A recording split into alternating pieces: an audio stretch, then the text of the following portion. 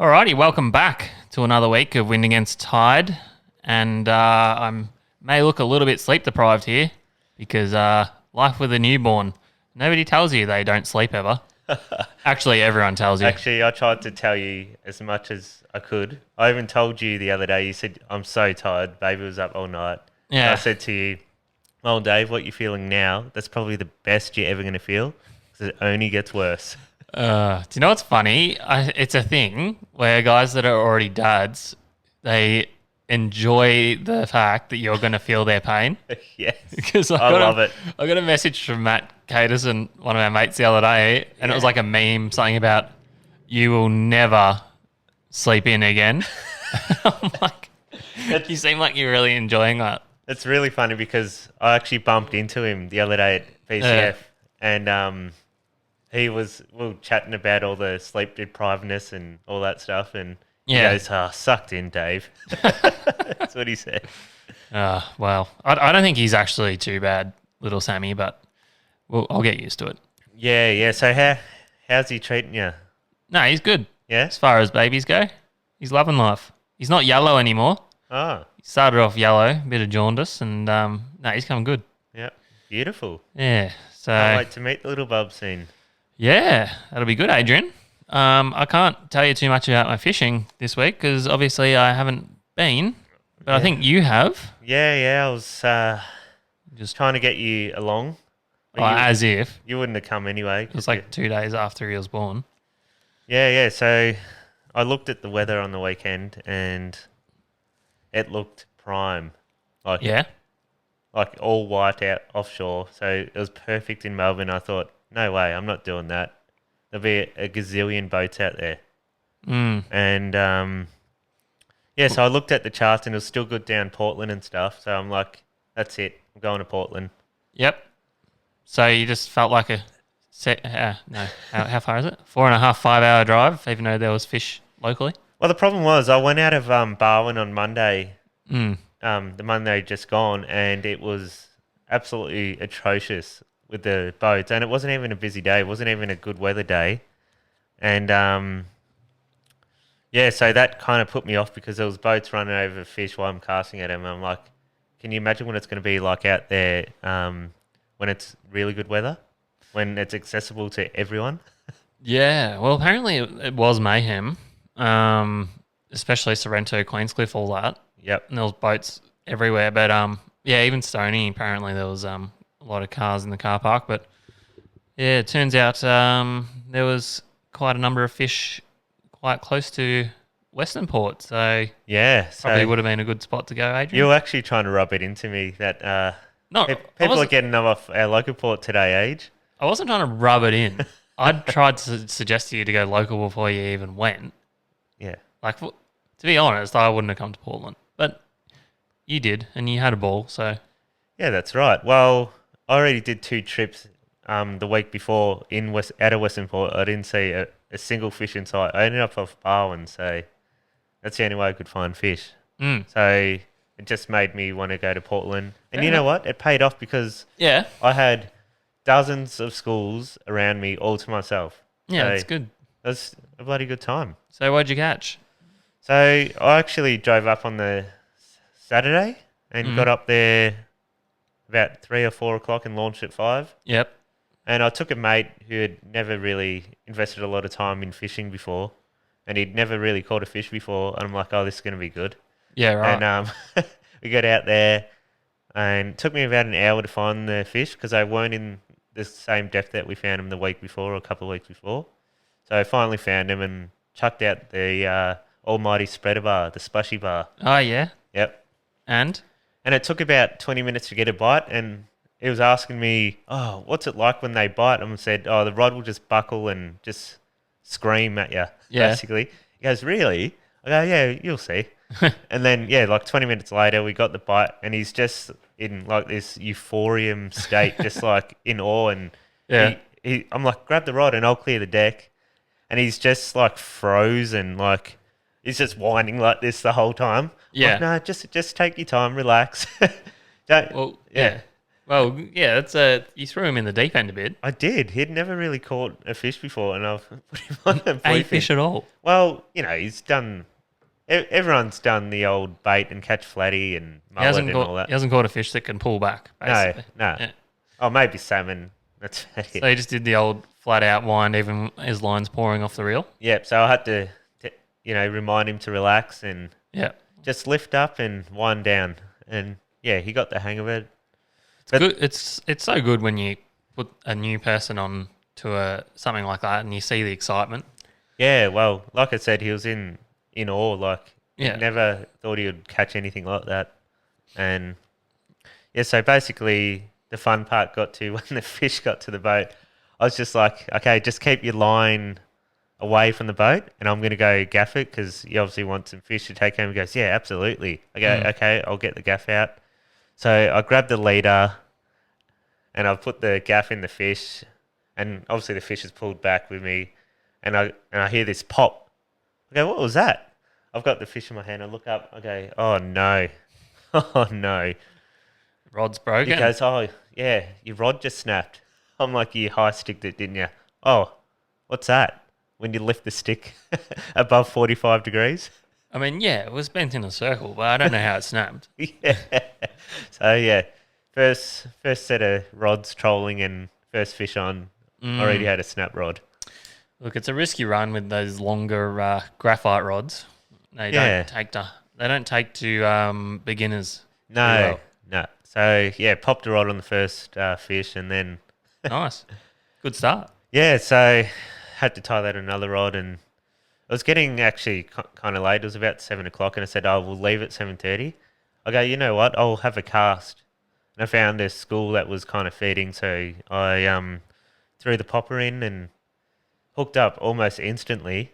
Oh, good. And the thing bloody towed me, like it was screaming off. And I got him back up to the boat, and then he's ran under the boat and then came up on the other side. Oh, no. So I've got the rod in the water, and the rod's actually bent around the hull of the boat and God. Yeah, and just snapped. So not the rod, the line. Poodled. Yeah.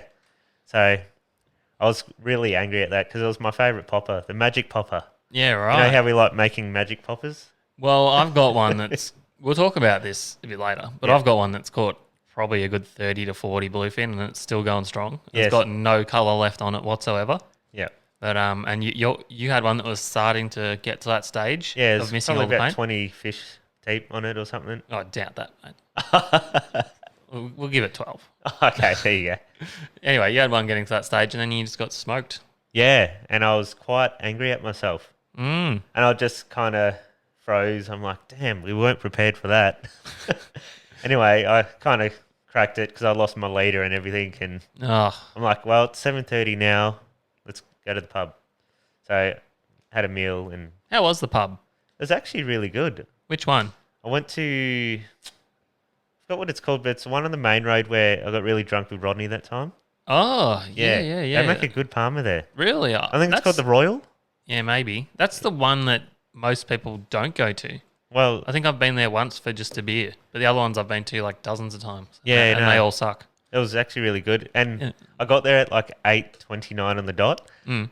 Just run to the bar, and I go to the lady. Are we too late for our last meals? And she looks at her watch, and she goes, "Oh, I'll just check." She comes back and she goes, "You don't want steaks, yeah?" I go, "No, just a couple of parmas." Oh, good. Yep, we can do them for you. Oh, good. Yeah, we can deep fry those nice and quick. Yes, exactly. Oh, well, at least you had a feed. Yeah, so we got one fish and then lost one that night and retied everything. And we saw someone at the caravan park who'd been smashing them every morning for the last couple of weeks. He spends 2 weeks down there. And he goes, "It's a morning bite, fellas." Yeah. I'm like, "Oh, so what are they doing?" "Oh, you can't really see them on the surface." I was thinking, "Oh, he must be blind." Yeah. And he's like, "Yeah, I'll just kind of go to an area where it's 19 degrees and I just start trolling and I start catching them." Yeah, right. Oh, that easy, is it? Anyway, he got me convinced it was the first light bite. So we launched the next morning at, I think, 5:30. Oh, gosh. Yeah, and we got out to the Tuna kind of grounds there about 6.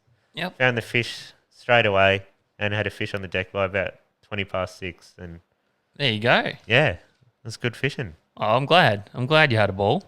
Yeah. How'd your motor perform? Because following up on last week, you were nearly going to pull the trigger on a bigger motor. Yeah, so I did do a prop test before I went to Portland. Yeah. And yeah, the whole shot was pretty good. Top speed, obviously lost it. And I decided, the next day I'd just go down to, I guess I can say it, Yamaha, and I bought a new motor. You just went and bought one. Yeah, that's it. New motor on. Wow. Yeah. Hopefully your wife isn't listening. No, well, the thing is, she probably wouldn't know. You don't reckon? You reckon she'd pick the silver to the black? No, I don't think so, because she'd go, oh, something looks a bit different. And I'd just say, oh, yeah, something's wrong with it, so they had to change a few things. Yeah, right. And that's... Just a few things. Yeah. The entire thing. Yeah. So... Oh, that's cool. So you're going to have a 70 horsepower strapped to your little 420? Yeah, so my main goal is more top speed and more whole shot. That's the main goal, and I think I'll get that. Oh, you bloody hope so. Yeah. Oh, well, that's exciting news. Look forward to that. So I think mid-Feb I should have that on the boat. Awesome. Well, we'll get some cool videos and make sure we keep everyone up to speed with how the boat mods are going. Yeah. Yep. Yeah, that'll be very interesting. Whether it starts getting quite flighty at top speed. There's probably not going to be a lot of boat left in the water.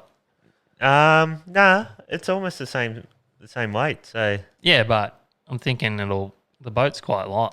Oh yeah, you're talking about when it's on the plane. Probably like be sitting on the skeg. Yeah, that'd be great. Yeah, I enjoy that. It's like a hydrofield. I should get a hydrofoil thing. Yeah, it'd just be like one of those giant ships that just drive on a little hydrofoil thing. That'd be insane. Oh, could be onto something there. Yeah. All right, well, watch that space. So yeah, a good little trip for you there, Adrian. Yeah. So as you can see, they're the schools that I was picking up there. Yeah, that's flatties. It's a bunch of flatties busting up. Yeah. Nah. No, they're in quite shallow. The first night they're only about 14. The next day they're only about 11 metres. So. Oh, very good. Yeah, it was good fun on the poppers especially. So. Yeah. So when you touched on that you kept some for a feed, I think you had someone actually ask you the other day, and you were surprised quite a lot of people weren't aware of some of the better methods for making sure your tuna tastes really good. Yeah. So this one here, that's my mate. He wound in the first fish of the trip, and we killed that fish. And cute little tuna. Yeah, it was a beautiful little one. Good first one for him. And so, I was speaking to a couple of guys at the tackle shop the other day, and they didn't actually know how to process the tuna the way we do it. So, yeah, right. Well, yeah, I'll run through it. Yeah. So, you do hear a lot of people complain about bluefin being cat food and all this crap, but quite often they're the ones that leave them flapping around on the deck, don't bleed them properly and don't ice them properly. Yep. Unless you take probably a minimum 4 to 5 bags of ice or equal that amount of quantity in like frozen bottles or whatever, then you shouldn't really be keeping any fish. So I agree with that. The goal is to straight away knock out, kill, and get that fish iced down and super cool, because what happens with tuna is they cook themselves the flesh from the inside because they get so hot. Well, they're actually a warm-blooded fish, aren't they? Yeah. So you actually got to kill them like almost straight away and bleed them so they don't cook themselves. Yep, and get all that blood out of the flesh. And so what we do is we get them on the boat. Some people brain spike them, and they also... They put the piano wire down the yeah, spinal people do cord. that. And look, that's probably ideal. We don't do that. But what we do is hit them with a baseball bat, knock them out, and then we start the process of pulling the gut cavity, the guts out. And what we do is we pull the guts out through the gill cavity, the gill plate, and that leaves you with like a chamber where the guts were, and you can pack that with ice, so it's cooling the fish from the inside, and then you get heaps of ice on the outside of the fish with a fish bag or whatever. Yep. And then the thing's completely cold, and that makes for best quality eating flesh. I think we might have a little video here. Yeah, I've got a video of you on a recent trip a couple of years ago, actually explaining this. So I'm going to find it here for us. So About a from small. now, the clock is ticking to get that meat preserved. Yes. It's just the clock begins. So there he is, hitting it with a baseball bat, or the priest, or whatever you want to call it. Slitting Still under the going? pectoral fin. Yep. Oh yeah. And you only need a little I've cut. seen people hack half the fish apart, but you don't need to. The artery is just under there. Cooking that. The whole guts are supposed to come out with that, but that's alright. So I'm pulling the gills out. Usually, There you go. Normally once I you come pull the with gills the, out, gills, but I kind of cut away too much of the gill. which I'm saying on the video, once Yep. once you pull the gills out, the guts come out with them. And then you're shoving the cavity with ice now. So you've Yep. got a nice empty stomach cavity that you can Yep. fill with ice. And then you shove the ice on it too. It's Now- impressive, Joe. Salt water without ice. They're going in the kill tank of the boat. That was before I had the fish bags. Fish bags are better because obviously you can completely surround the fish a bit better with ice and turn it into a bit of a saltwater slurry, which gets them super cool. So recommend having one of them on board. Yeah, so it's quite funny because when we actually do pull these guts out, I think it was last year, I found something actually quite strange in a tuna. Did Well, it you? wasn't strange. It was just a funny shaped, normal organ. So, Oh God! well, you don't like this, Dave? No, show me. Yeah. You juvenile. A juvenile, am I? Show So, me. so I've got a video here. Dave's asking me what's it been eating. So Oh, well, it's got a penis. Oh! What the hell is that? so Grow up, mate. so it had a stomach shaped penis basically, and Dave's not happy about it, but What do you mean I'm not happy about it? the Look, proof's in I'm- the pudding. Like its stomach was an actual penis, as you can see there. Poor tuna, you've killed it and now you're disrespecting it, saying it's got a big penis, stomach penis. Have you ever seen a penis shaped stomach before? Because I'd never seen one, and No. like, what the hell is that? I'm glad you're so pleased with yourself, though. Very funny. It's a very rare thing to find in a tuna. Yeah. But, yeah, so So if you're missing a penis, well, we found it. he's nipped someone's penis off, clearly. So, yeah. And then carrying on with the looking after the flesh thing, Yeah. I think once you get home, the main thing is to try and keep the flesh as dry as possible. Yeah. So what happens is if you just chunk it up, put it in a Ziploc bag, it sweats any remaining moisture out and blood, and then it just sits in its own blood and juices, and that's what makes it go off really quickly. Yeah, well, it changes the texture of the fish a bit, I reckon, and obviously the colour as well. Yeah, So, it'll last. So you can dry age tuna for months, oh, wow. just in like a temperature controlled. Yep. Like it's a whole thing that people do now. So it's like they've gone away from beef and lamb and stuff to Yeah, tuna now. because it's red meat. Oh, yeah, of course. So yeah. you kind of treat it in the same Warm-blooded. way. Yeah. So yeah, you see now there's quite a lot of techniques where people are dry aging them for like 2 to 3 months at a time, and then it kind of looks really gross to me. But anyway, apparently it's really good eating. Yep. So, but it just goes to show if you treat them really well, keep the moisture out of them, they last for ages, and they're bloody high quality flesh, Adrian. They are. They are.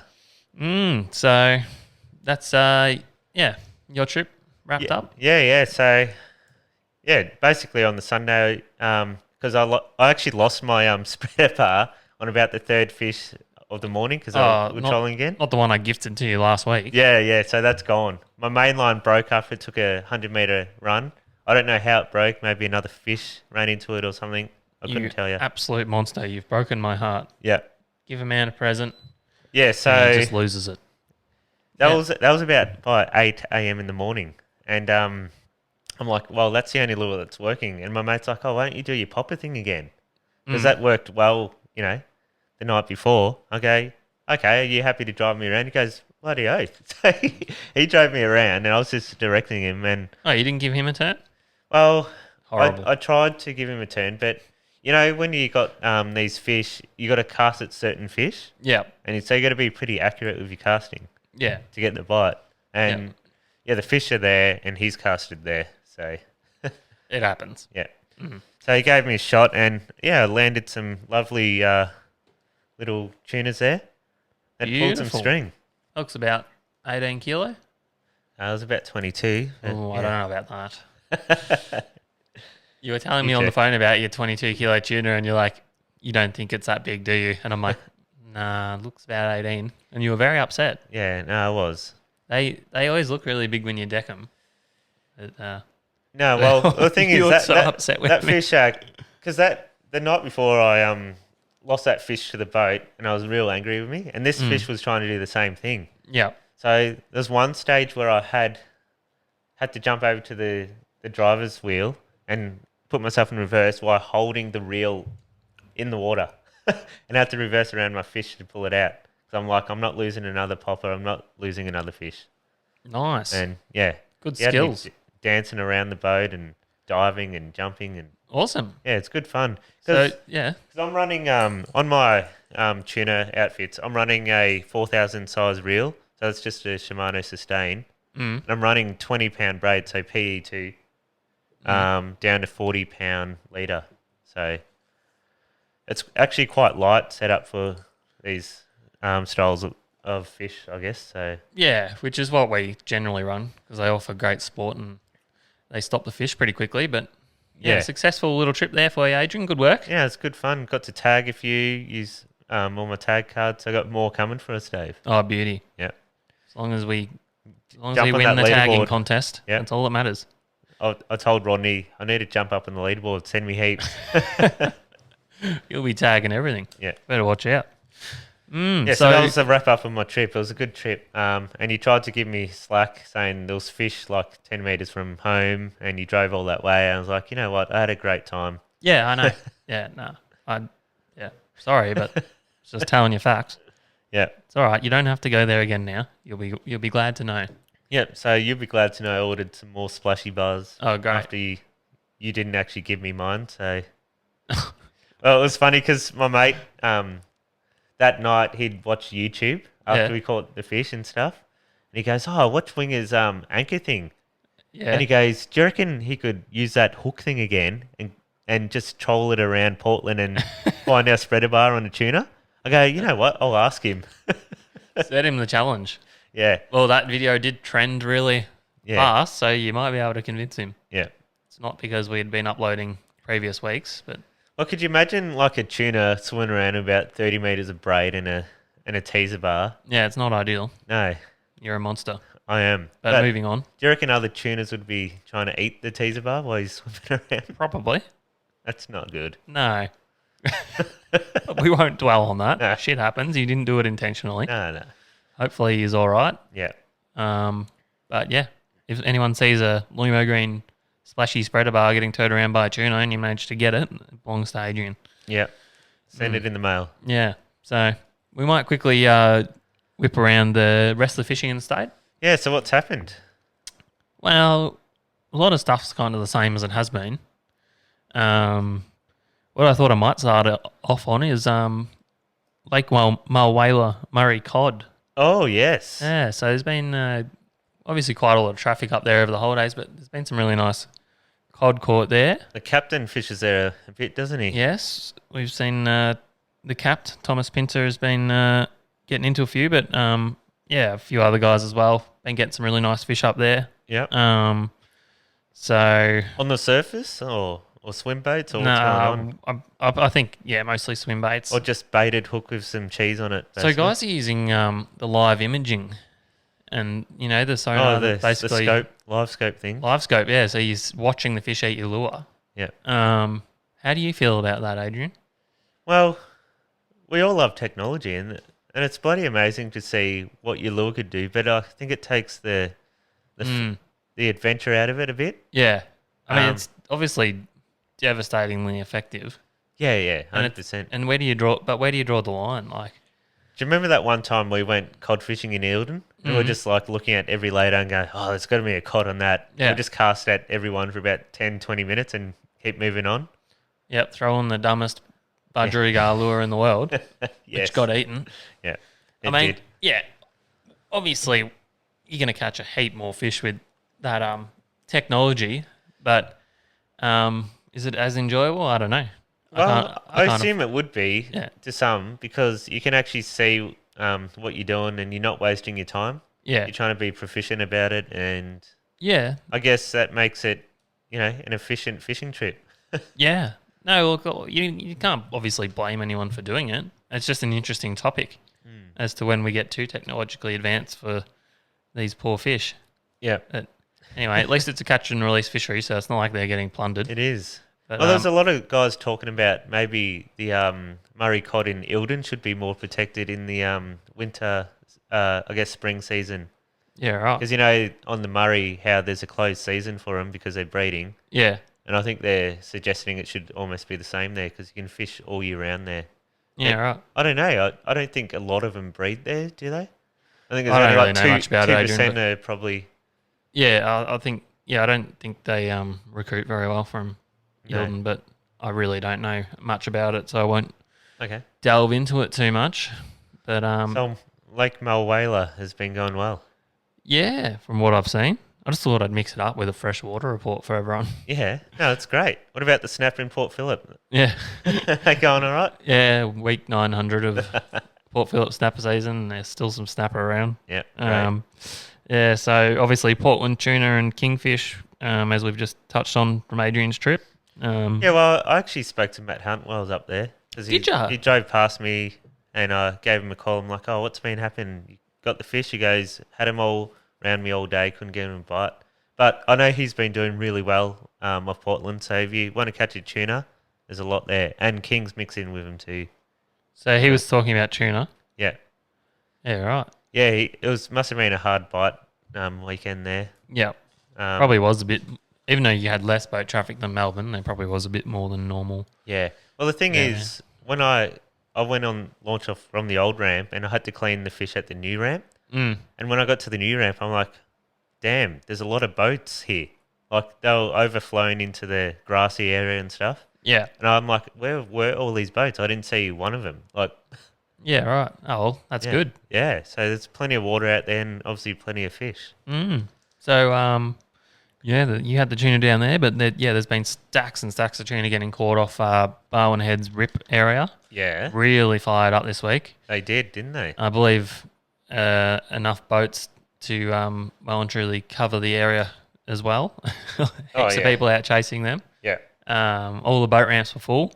But stacks of tuna out there, so it looks like it's going to be another ripper summer bluefin season. Well, Mitch Chapman did well off there on Sunday morning. Yeah, I saw that. I think he got 4 or 5 on the cast. So Yeah, no, good on him. he did well to get fish because a lot of guys that went off Barwon that day didn't get anything. So Yeah, and obviously incredibly frustrating when you are casting at them like Mitch and then you get boats drive through the centre of it. yeah, so And, that's what steered me away from fishing in Melbourne that weekend because it happened to me the week before. So Yep, keep justifying. it's very frustrating. Mm-hmm.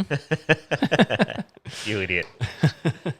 Yeah, so moving away from the bluefin, there's really big flathead still getting caught up at Bermagui Wallaga Lake, I've seen. Yeah, there has. I've been keeping an eye on it for Brendan, right? Yeah. I'm trying to steer him in the right direction. 'Cause, he caught his nice 80 centimetre one, which is up on the UFish TV. I think it was 78. He's Right. saying 80, but we didn't actually see it. It's up on the UFish TV channel at the moment. Yeah. But we're expecting bigger and better things, Brendan. So I'd like to get you somewhere up in the New South Wales region. Yeah. And let's see what you can Well, he produce there. reckons he's got an episode prepared where I won't give too much away, but he's thrown a dart on a map of Australia, and the closest flatty estuary near that dart is where he's fishing. So we'll stay tuned to see this. Very exciting. Very Yeah. exciting. But he reckons it's in the land of meaderies. So Right. yeah, where he's thrown that dart. So we'll see what happens. I look forward to it. And offshore Western Port, been plenty of gummy sharks and stuff getting caught as well from the guys bottom bashing out there. Yep. And that's about all. Oh, actually, I do have one more report. Yeah. From down at Eagle Hook Neck, Yep. regular contributor Jonah Yick Yep. There he is on the screen. Well, not him, but has his crew. been catching lots of these deep sea ooglies, and this thing that Adrian's just put up is a 19.5 kilo blue eye trevally. So for That's- those in New Zealand, a blue nose. Yes, and for those in New Zealand, they'd probably see them around that size a bit more than us. Well, that's probably a schooly size one for them.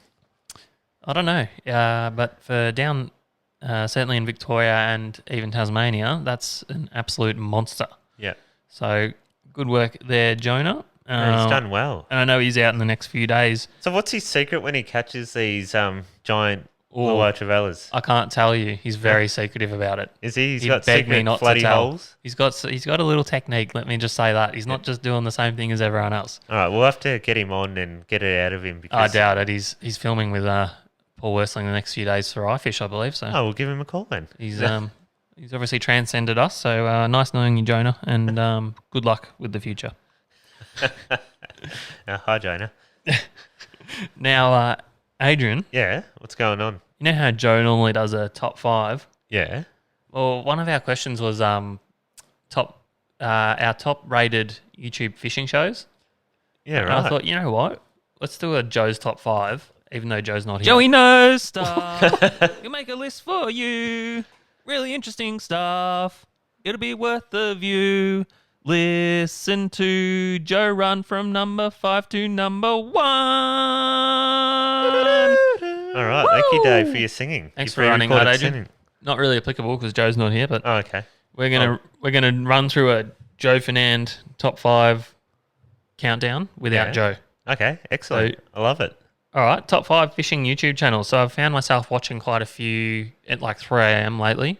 Yeah, I can While imagine. the young fellas are wide awake, because apparently that's the time of Yeah, that's the time to be most alert. every 2 to 3 hours it's up, I assume. It? Well, Did you just call my baby boy an it? yeah, basically. You scum. Well, I'll call everyone an it. Cousin it. I suppose you shouldn't. You shouldn't just assume that he's Exactly, not an it. them no, or it's they or- very woke of you, Adrian. Thanks. Yeah. So, yeah, we've been watching a fair bit. So, actually, I've put on a 6 for number 6. I'm gonna start at number 6. Okay, you got 6. 'Cause I had to put Joey's in- top 6. I had to put in wind against tide, didn't I? Okay. But personally, I think we're not top 5 material, but I've slotted us in on the outside. Well, we're struggling with the subscribers, so if you haven't subscribed, just subscribe, please. Look, 'Cause- we don't actually care, and we're not going to stop doing it as much as some people would like us to. yeah. So It's a weekly show, guys. yeah, we're just going to keep doing it. So So leave a comment, tell us why you love it, and yeah, we'll keep going. we'll just keep going anyway. Yeah, so I've gone with us for number 6. So we're just on the precipice. Yep. So we're number 6. Now, number 5, I've gone a bit of an outsider here, a bunch of Yeah. local fellas, Yeah. and their production qualities, I think, are up there. And I do like I think their sense of humour is kind of similar to ours. So I've gone Okay. a local show called Finding Joe, Oh. number 5. Finding Joe. Yeah. Yeah. So these guys obviously fish same zones as us, but get on that one because that deserves Yeah. a bit more have a notoriety look than at it already gets. Number 4, Back Yeah. to Basics. You heard of this one, Adrian? Well, I have. Don't they have like a little Haynes thing where they drive around up north and Yep. they So just spearfish things and living the life, these guys. They live out of a little Haynes V17 or 19 or something. Yeah, it's like a Haynes V17 made into a centre console. And they carry around a 44-gallon drum with them. Yeah, so he's already done one series where he was at sea for literally months at a time, just island hopping up north. Yeah. And now at the moment they're doing one where they're going through, I think Northern Territory or WA or whatever. Nice. Through all the croc infested stuff. So that's really cool. If you're into that sort of thing. What do you got for number 3? Number 3, I have. Or was that number 4? No, That was number 4. Yeah. So number 3, I've got a guy called Ghido's Fishing Adventures. You heard of this one, Adrian? No, I actually haven't. So it's a guy in WA, Yeah. and he fishes. This is like southern WA, and he fishes like these inaccessible rock ledges because he's got like an abseiling background Oh, okay. and rock climbing So background. like the he's Albany or however you say it region. somewhere down there. Yeah. So he is rock climbing and abseiling down these giant cliffs, and there's even one where he like drills a like a step into the side of the rock for him to stand on Yeah. like this ledge. So just points for effort of fishing these locations, and the rock climbing bit's Oh pretty wow. cool. Yeah, I've just found I've just looked on his YouTube here and there's literally a steep rock wall. Yeah. And he's literally like one of those, what do they call them? Those mountain goats just hanging on. Yeah. So I think that a lot of the ledges over there are quite inaccessible unless you are able to Oh, abseil no. their sheer That was just a cliffs. little one I was looking at. Yeah. Look at this one here. Yeah, that's the one that I'm talking about. It's like got a window washer abseiling thing Yes. going on. So he climbs down with that, drills it into the rock, and then stands on it. Wow. It's nuts. And they get like kingfish, blue groper. Samson. No, not. I haven't seen Samson's Okay. yet. But just all that sort of stuff. Nothing incredibly big, but like just the destination, and he like camps on these rocks and everything. It's pretty Yeah. cool. I would be Worth a into look. that, I reckon. Yeah, no, it's good. Hanging Can off a recommend. swag off a cliff face. Yeah, That'd be awesome. we'd fall and die. But Yeah, probably. so that's my number 3. Number 2 Yeah, number 2. is a couple of Kiwi guys, and this show's called The Lateral Line. Oh, yeah. Milan and Nathan. Yeah, so Nathan and Milan. Milan. So they've actually come down to fish with Scott Gray at Portland before, haven't they? Yeah, they have. Casting So, at the Tuna and Kings and so a lot of people probably know them from Big Angry Fish days when they were on the TV networks. yeah. But what I think actually happened is because these two refuse to fish for anything but kingfish and snapper. It's like they love it so much. Well, they like showing the inshore bay stuff where you can catch big fish, I reckon. Yeah, They don't actually go offshore. You can only do so many times. And this is something we struggle with a little bit because we've got the styles of fishing we love. Yeah. But really, for a successful YouTube channel, you need variety. Yeah. A successful TV show, you need variety. So I think what happened is on the main networks. Oh, my voice just broke. On the Yeah. main networks, they You're a boy. people got over saying the same stuff over and over again a little bit. Maybe people who can't appreciate the finer details so much, your general public. So they've gone to YouTube, and it's a much more stripped back style. Yeah. And they're still chasing kingfish and snapper basically, but they're doing like overnight camping and stuff like that. And it's just a much more, like I say, stripped back, and it's a more intimate look into the way that their fishing is. Yeah. I actually used to watch a few episodes because I actually see some amazing stuff. Like they're fishing in like a couple of meters water, and they have like live baiting for big kings, and they get great whites come up to them, and So it's insane. the production quality is still really high, even though it's just the two of them doing it. And, cool drone shots and whatnot. So that's my number 2. Yeah. Well, there's a lot of Aussie YouTube guys having a go at the moment because we used to watch a few. They're probably not on your list there, but I remember a guy named Timmy Turtle. He used to have this pipe thing, this pipe boat, and he used to catch fish out of that, and that was pretty cool. I don't know if he's still doing that anymore. Yeah, there's a whole bunch of guys. It's actually really hard to get established as a YouTube channel these days. I feel that potentially YouTube's limiting fishing content a little bit. It's gone a little bit left wing because I've noticed a lot of new channels find it extremely hard to get established, including Wind Against Tide. Oh, we're slowly grinding. Yeah, no. Like I said, we don't care. Yeah, but overnight, it could just go bang. yeah. As opposed to our other channel, YouFish, which has, 250,000 or subscribers? I think it's up to 280.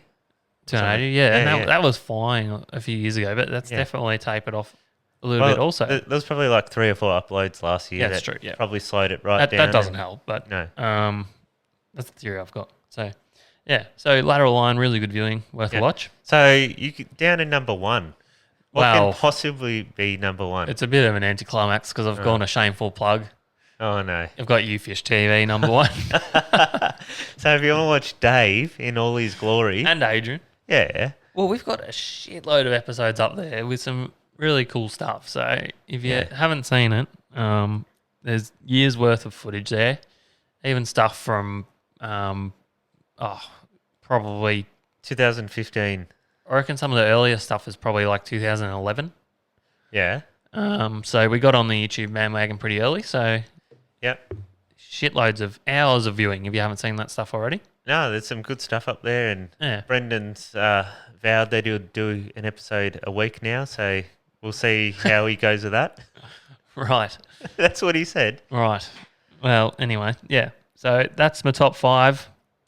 Hit the music. Oh, The outro. Joey knows stuff. He'll make a list for you. Really interesting stuff. It'll be worth the view. Listen to Joe run from number 5 to number 1. Woo! Hope that did you justice, Joe. I mean, I felt like it was all right. I counted in the right direction, You did? which Joe tends to struggle with. Yeah. And I didn't sort of lose the plot. No. You stayed to your guns and you got to number 1 pretty quick. Great stuff. But anyway, we'll have Joe back behind the wheel for the next one. Alrighty. So moving on there, Adrian. Yeah, what do you got for me now, Dave? Oh, well, we've just got our normal weekly questions. Okay. A bunch of guys have sent us in some stuff. If you wanted to get our Instagram page up on the screen Yeah, there, I I reckon we can- can just go through them. I Probably can the do best that. way to go. So on our Instagram, is it because you put up a post today? So am I going into that or messages? Yeah, or- jump on there. Okay. There's a couple on YouTube as well. And there's one that was sent through as a message, so I might go through that one while you're getting that up.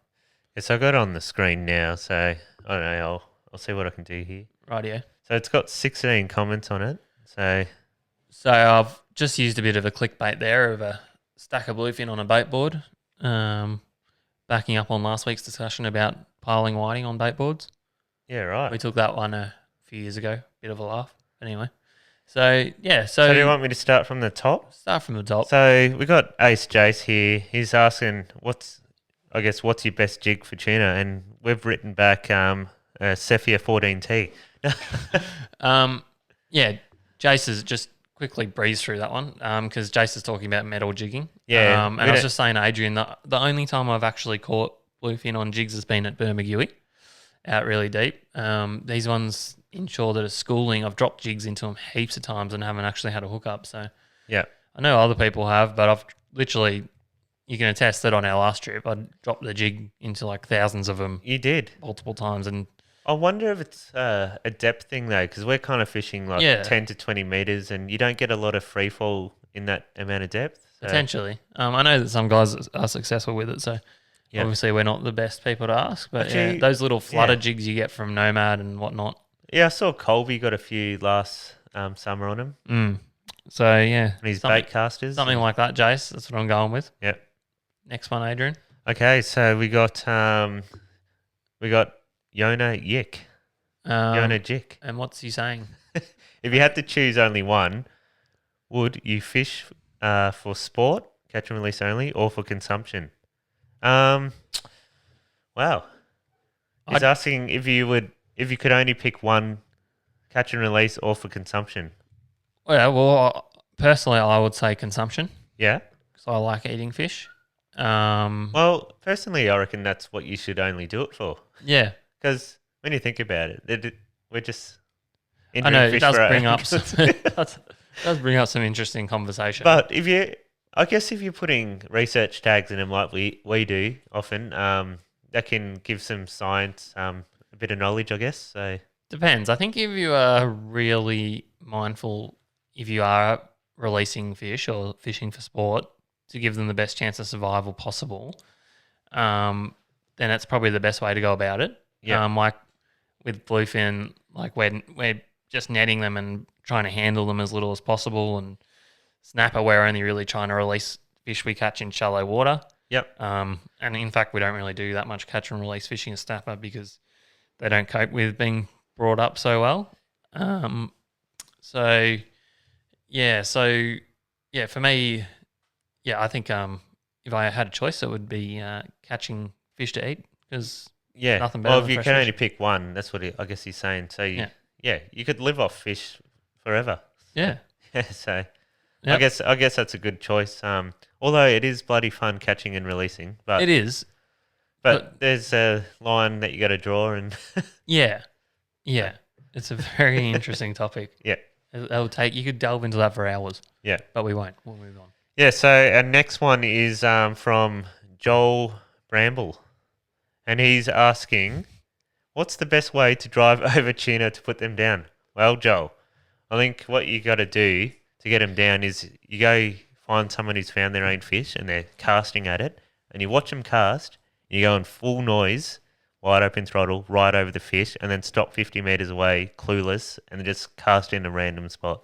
I think that's the best way to put them down. No, I think Joel's written that in because he was out there when you were also casting at them, and Yeah. boats were doing exactly that. Yeah. So, yeah, that's not ideal. And that's why we do try to avoid crowds a little bit. But you know what, Adrian, if I've got tuna schools on my own away from other boats, I would say that it's a lot more effective going through the school of these bluefin if you are trolling than around the outskirts. Oh, well, 100%. Yeah. Especially whatever lure's working on that day, whether it's a diver or a teaser or a skirt or whatever, and they want to eat it, they're going to eat it. Yeah. And that's the quickest way to get lure over the fish, I guess, is driving straight over it. But I think common courtesy should be if there's already a boat working that school or casting or even already don't drive it. or even trolling around it, then you stick to the outskirts or try and move on and find your own. Yeah, you know what's really funny? Because this happened to me at Portland, and I just caught one on the popper, and I had like I was in a football field size, and I was just electric motoring through it, and this boat came up on the plane and put his spread out, and he's trying to troll in front of me because that's where the school was. So I've just casted my popper in front of his boat, and I hooked up in front of him. It was the greatest feeling ever. And he's just like, oh, stop the boat. We've got a cast. He's got one on the cast. Yeah, that's really annoying. Yeah, but I literally cast in front to stop him from driving. Yeah, which is, you shouldn't have to do that. No, but it paid off doing that anyway, so. Right. Next question from the Roach Life. Yeah. When marlin and tuna fishing, what is your preferred leader setup? A double to a wind-on leader with crimp swivel or double straight to swivel and onto lure? Or something different. Just quickly, I run a 200-pound wind on personally. Yep. So a double 200-pound wind on, and then to a clip. I think with marlin, you want the wind on because they're so erratic. They zigzag around, and you just want that extra protection from their tail kicks and everything. Yeah. So I have fished just the double itself as well. Double to a swivel. I find the wind on gives you a little bit more control in a smaller boat. You can basically start tracing from wherever you like with a double. Yep. But yeah, either. But I personally prefer a double. Okay. Next one. So this is interesting. What's your thought process on choosing which popper color size to use on the tuna? I'm still yet to crack the popper code from Lee's Chill. Okay, so there's one standout that me and Dave love. It's only a cheapie. Yeah. But it's the Halco Rooster Popper in this colour. That is the go-to one we actually use all the time. So, well, yeah, it's interesting. Personally, I'm not that fussed about the colour. Caught them on most colours.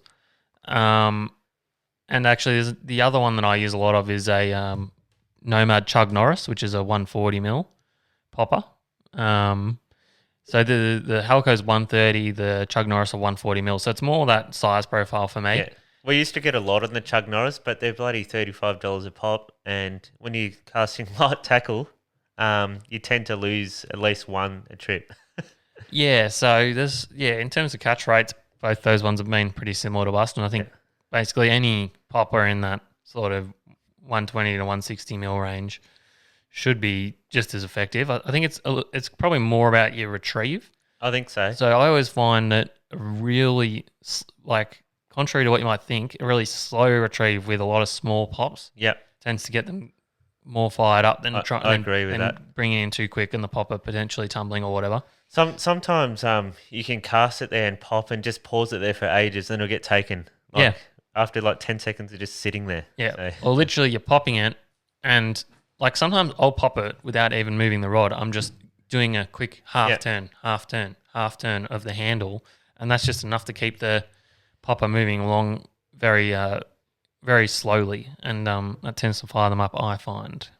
So yeah, not too fussed about the colour pattern. Yeah, but I think the key is don't just try one style of retrieval because they will try, just randomly bite when you're trying different things. So and then you'll find a rhythm that you like and you'll keep using it and you get bites. So Yeah. Yeah, I think that one Dave was talking about where he just does little short, sharp pops and not too fast is one that works well for us. So And sometimes they don't work at all on something like if you switch to this camera, yeah, this Oh, little stick bait, something like that, a heavy little sinking stick bait. This one is a what's this one called? Oh yeah, bungee cast. yeah, So a Bass Day bungee cast. and they actually work quite well too.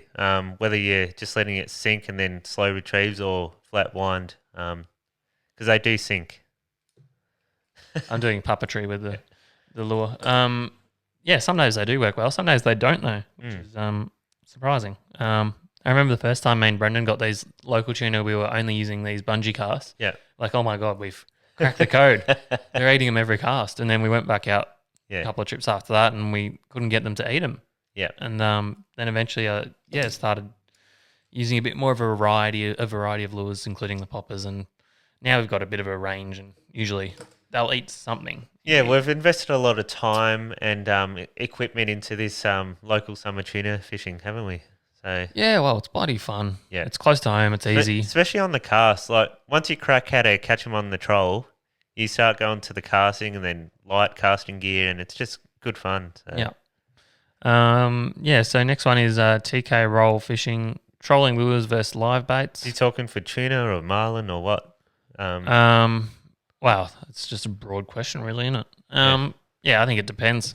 I think for marlin, we're big fans, especially striped marlin and black marlin, of dead skip baits or live slow Yeah, troll walking the baits. dog with a sinker sometimes, I dropping mean, it in. Yeah, But I do enjoy trolling lures for marlin. It Yeah, is same. bloody exciting. Yeah. It's just the hookup rate. yeah. That's They can spot have different styles of rigs where you got a single hook or a double rig, and people swear by different rigs and yeah, how much drag you got to have them. Because a lot of people swear by having the tightest drag possible on a lure, so it just jams into their bill. Mm. And So yeah, yeah, so you run that like a light gauge hook with a really fine point, Yeah. and It- then enough pressure on the strike to punch it in there. But yeah, like then- right through the bill, and yeah, yeah, but then you have to fight a light drag, obviously. But Yeah. and then there's the complete opposite side of the spectrum where some people nearly fish their lures in free spool for marlin.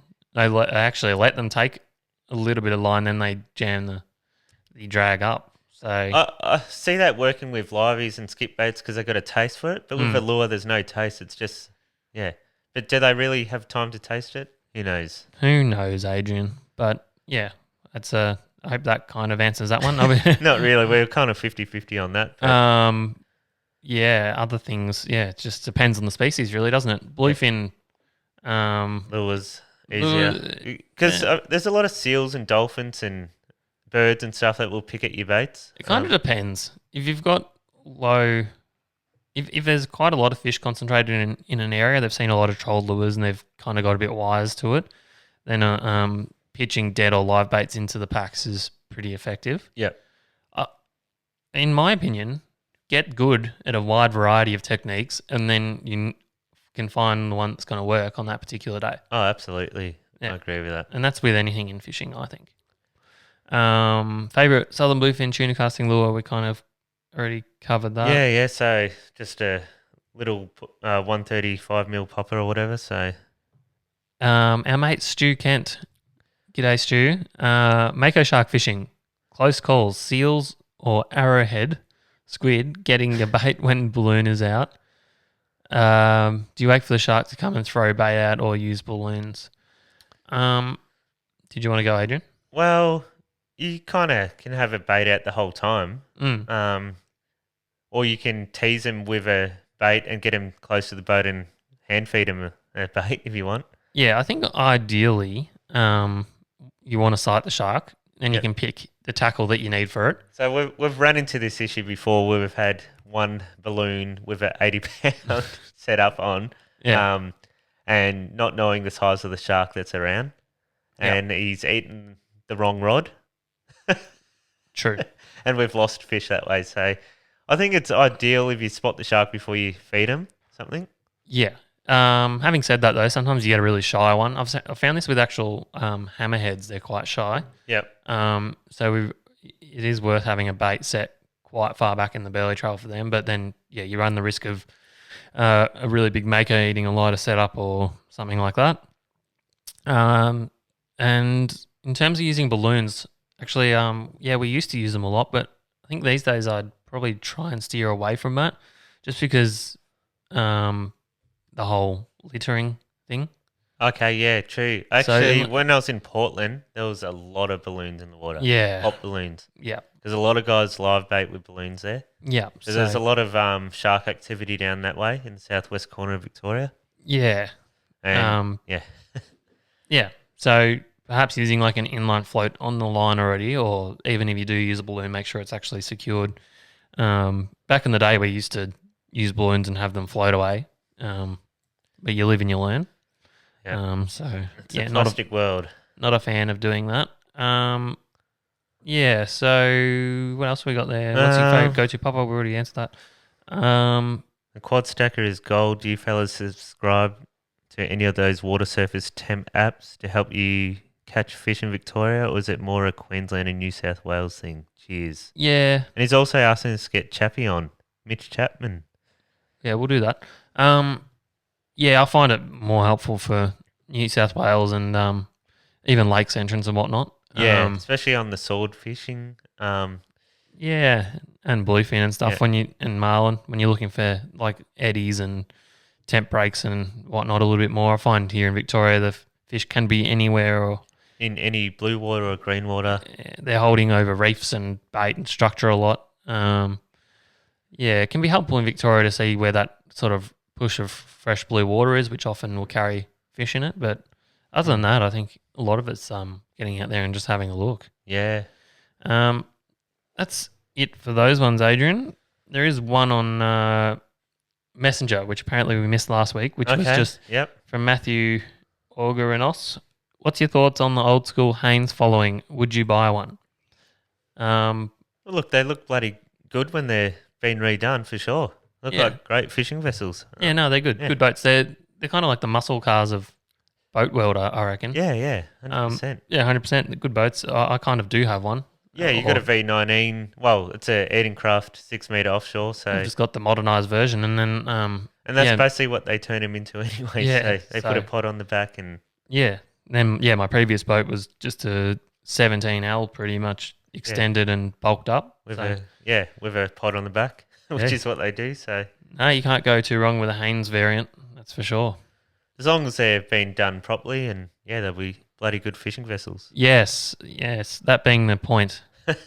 Done properly. There's some disasters out there of people having a crack on their own, and they're not quite as structurally sound as they should be. No. Some people do an amazing job of it though, but I don't think I'd be able to trust myself. There's one on YouTube, Adrian, I might quickly get to if we got time. Yeah. Time.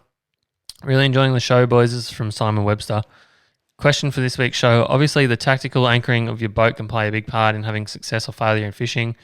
What's been the most important lessons for you, lessons you have learned to have your boat end up in the primo position and up current from your chosen target? Further to that, with outboards and electric motors now offering features for offshore boats like Spotlock, Autopilot, etc., what are the pros and cons of these options, and do they really offer a much more efficient way to put your boat right on the fish? Cheers. So I'm confused with the question so far. Is he talking anchor versus electric motor, or at the end there he is? Okay. So the first part is basically asking how we've learned to anchor accurately, which I guess just takes a little bit of trial and error and knowing the current and the wind direction in the area you're fishing. Yeah. So you exactly in Western Port, obviously we're just driving into the current. Yep. Far enough out. Working which way the current's going, so you know where you're going to stop. Yep, and also the wind, because the wind will push you across a little bit. 100%. So, probably fishing in like 12 metres of water, I'd probably go a good 50 metres in front of the mark or more, probably 60 metres. Yep.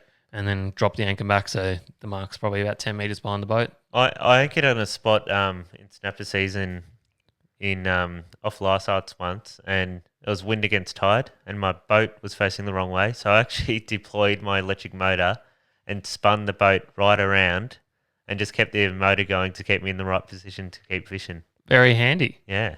So the second part of that question is about whether electrics is Spotlock and outboards with the autopilot you can get outboards that like spot lock you basically now as well. Yeah. Is they a good option? Shit, yeah, they are. Yeah. I reckon. We did some snapper fishing in Port Phillip Bay on the plastics where we were able to mark fish and then just spot lock. And we caught some fish doing that. So yeah, well, obviously you're avoiding the pulling the anchor up, but also, yeah, you can be deadly accurate on where you're putting the boat. So you can sound those fish, spot lock, bang, you're right on top of them. Exactly. No guesswork with anchoring. Yep. No noise of an anchor going down. No. And you're right in the zone. And I can see for those whiting fishers, it would be a bloody good investment as well, having a electric motor, because you can just quickly fish 10 minutes on a mark. It's not producing. Just press the button on your remote and keep rolling down with the current, and then fish another little sand hole, I guess. So. Yeah. And obviously deep water offshore, like even like when you like the stuff Jonah's doing on the Blue Eye. Yep.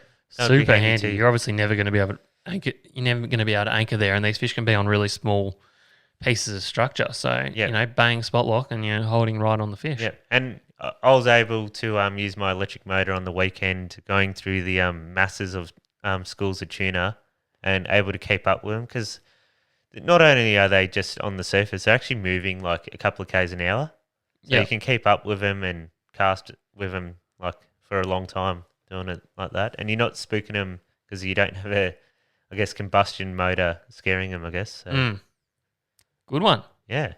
All right, that's all our questions covered. We're going to quickly pick the best one. Oh. Do you know what? I actually thought Jonah's one was quite good. Yeah, no, it brought up a lot of topic, didn't it? Yeah, so the fish for sport or consumption. And I know we usually... Jason's asking us what's our favourite jig. He just knows we suck at jig fishing. He's being a smart ass. Yeah. And I know we usually don't like giving Jonah things. Yeah. But yeah, that's probably the one I'd go with. Yeah, I guess so. That's pretty good. All right. It got some good conversation going. So yeah, I'm gonna send you something, Jonah. If you'll even accept it.